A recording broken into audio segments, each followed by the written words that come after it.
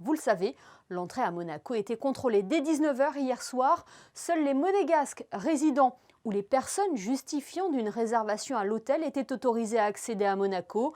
Un dispositif important, assuré par la sûreté publique, avait été mis en place sur le terrain. Le reportage de Vanessa Dessy et de Serge Prémont. Vous faites un demi-tour au rond-point, direction secteur français.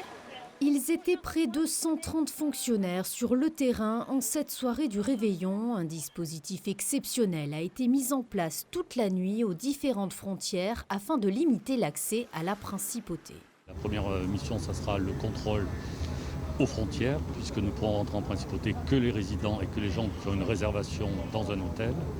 Ensuite, la deuxième grande mission sera le contrôle des restaurants, afin qu'il n'y ait pas de débordement. Et puis la troisième grande mission sera à la sortie des restaurants, bien sûr, que les gens réintègrent leur domicile le plus rapidement possible, puisque nous serons toujours sous couvre-feu.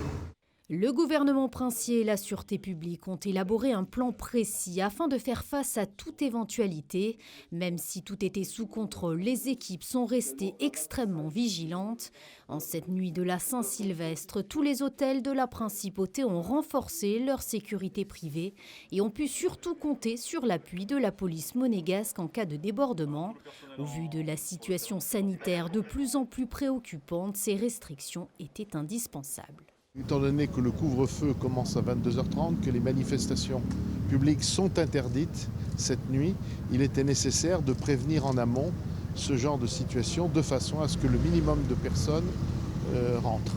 C'est un contrôle très strict et qui montre son efficacité, puisque comme vous avez pu le constater, il y a beaucoup de voitures qui n'attestent pas qu'elles ont une réservation et donc dans ces conditions qui sont appelées à retourner vers la France.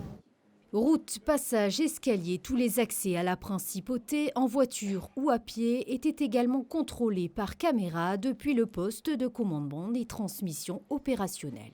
La situation exceptionnelle, moyen exceptionnel. On connaissait ça pour différentes grandes manifestations, mais jamais pour un contrôle d'accès à la principauté de cette envergure. C'est dommage que nous ne puissions pas accueillir plus de personnes en principauté pour les fêtes du Nouvel An, mais cette année, malheureusement, ce sera comme cela.